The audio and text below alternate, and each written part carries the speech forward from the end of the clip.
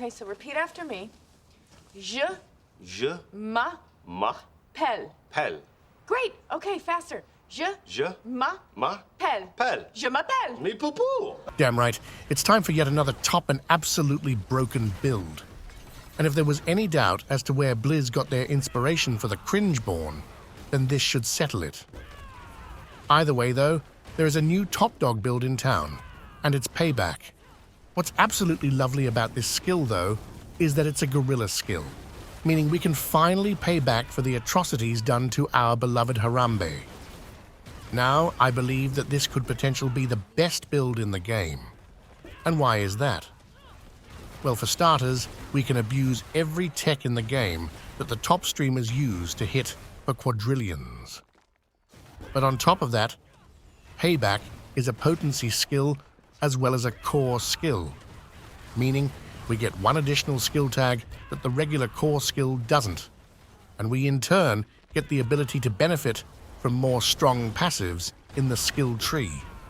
And if that wasn't enough, we have the enhanced and poised Payback granting us infinite damage scaling. Seems to be a theme for the Cringeborn, but this skill is cool, so it's alright. Now, funnily enough, nothing states that Payback should have a 0 cooldown when poised Payback is selected, but it does. Not sure if yet another bug or intended, but comparing it to Touch of Death, for example, it explicitly states that making it a core skill grants it 0 cooldown. So we'll see what happens there, but for now we have the godliest build in the game that is also insanely fun to play. You just dash around all over the place, summon your inner Harambe, and slap the enemies in the face with your big gorilla fists. Alright, so what else makes this build different from the other builds? Well, for starters, I'm actually playing Thorns. This is due to us wanting the bristling vengeance aspect, making our Payback hit the entire map from the ground up. It basically makes the skill into a barb upheaval with the difference of actually dealing damage. And we can't forget that it looks cool as fuck. Now you don't have to play Thorns, you can play just a regular rod of Kepaleki Shatter Tech setup and hit for quintillions if you want.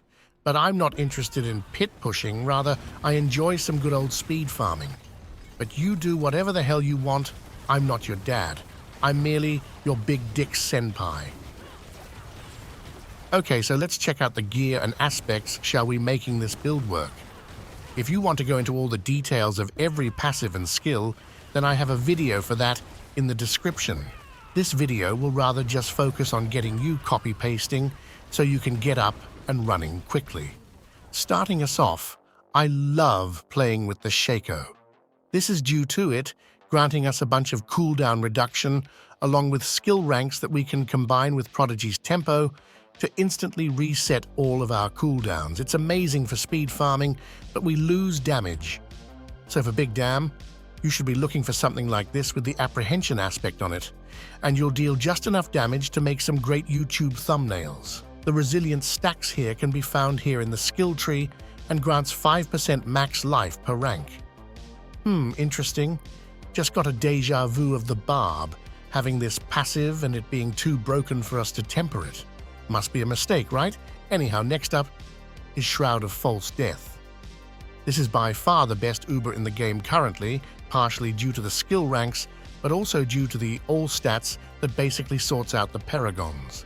And for the Cringeborn in particular, the max life is insane for the Viscous Shield legendary node, granting us additional multiplicative damage, basically for free.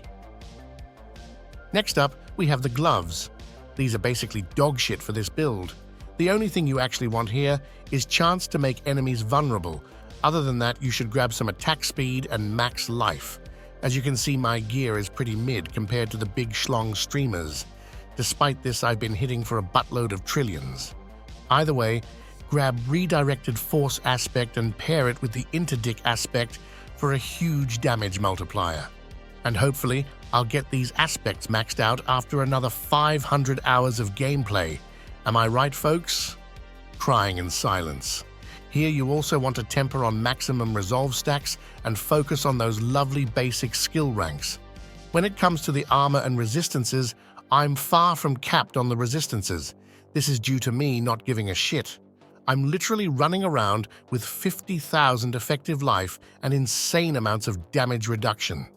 But if you want, feel free to ditch some dexterity on one of your pieces to get yourself capped. You also have poison resistance in the skill tree. This is also where I'm socketing Exolxal for the max life whenever I get my earthen bulwarks from the Pock runes.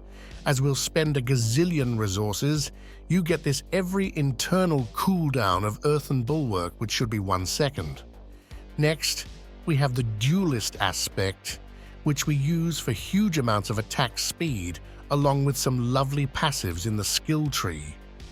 You'll also grab movement speed as to become fast as fuckboy. For the Rod of Kepaleka, we want to focus on the core skills hit twice here. I masterworked the max resource when the core skills hit twice was bugged and not working, and now I'm too lazy to farm materials to reset it. Don't be me, folks, do better. You do, however, need at least 240 vigor for the Banished Lord's Talisman, preferably way more, as it's also a massive damage multiplier. Speaking of Banished Lords, focus on masterworking the max life here. I reckon a GA max life will sell for a buttload of billions, but if you can find one, then good for you. Next up are the rings. I'm rocking the Midnight Sun ring here and focus on getting that resource generation solved. There will be a calculator in the description from Sanctum showing you exactly how much resource generation you need depending on the roll on your Midnight Sun ring. It's also lovely to play with a lucky hit chance to restore primary resources instead if you want. But you want it to be a GA if you go with that route as to instantly restore all of your resources. Either way, the Bristling Vengeance aspect on the other ring is lovely and is what makes the paybacks blow up the ground, in a lack of better word. Well shit, gear and aspects complete. Let's see what else there is. We have the Consumables. You definitely want to keep these up permanently. Personally, I always use a Fortitude Elixir and a Max Life Incense. You can also use armor and resistance incenses if you need to get yourself capped, or in case you're a dogshit newbie that dies all the time. We then have the Spirit Hall and Mercenaries.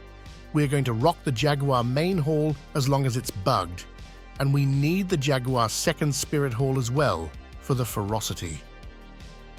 When it comes to the Mercenaries, I'm rocking Rahar for the Fortify he brings us, which in turn boosts our overpower damage, along with a bit more additional damage down here.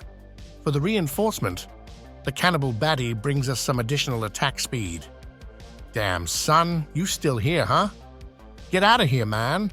To the subscribe button, that is, and when you're done, it's time to check out the goddamn skill tree.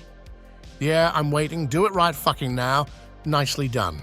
Starting us off, drop a wet fart on these disgusting basic skills because it's all about the core skills now. Not here though. Here we only grab passives for more damage and vigor generation. After that, we pick up Vortex along with its knockdown, which we can use in combination with Dominant for big dam. We also have a bunch of passives here, which we use for more damage, along with Ravager for the easy dashing and vigor generation. Next up are a bunch of defensives. Here you can pick up more points into poison resistance and damage reduction if you need it. That is, in case you're a goddamn soy boy, am I right? No? Okay. Here we have some additional damage via Armored Hide, along with the passive from counterattack which we gain from the Midnight Sun ring. We also have Scourge, of course, for the 50% damage bonus. After that, we want Payback along with Enhanced and Poised Payback for humongous amounts of damage, along with turning it into a core skill, along with grabbing up a bunch of insane passives. Literally, every single passive here is just insane for this build. We then go for the ultimates, where we pick up all of these passives for a big damage multiplier, and grab the Hunter for mobility along with some damage. And finally, the key passive. Prodigy's Tempo is a must-have as to reset our cooldowns. Without this, they are not spammable and you lose a bunch of your damage or more, and we're all about damage here. Well, damn friends, skill tree complete. Let's check out the Paragons, shall we? Hell yeah, we shall. In the starting board, we pick up Revenge for the Big Dam and follow that up with Sapping for even more Big Dam. We also pick up any max life nodes along the way, of course, along with some attack speed and all resist. Here we also socket Hubris, which is insane for boosting the nearby magic nodes, where max resource are some of them. Next we go for Convergence. Pick up, yes you're correct, more max life, and socket Outmatch to gain more dexterity and the great damage bonus it has. After that, it's time for Viscous Shield, which carries every build in the game, and Socket Spirit for additional damage. And finally, we go for Revealing, where we socket Colossal, mainly for the bonus damage per resolve stacks.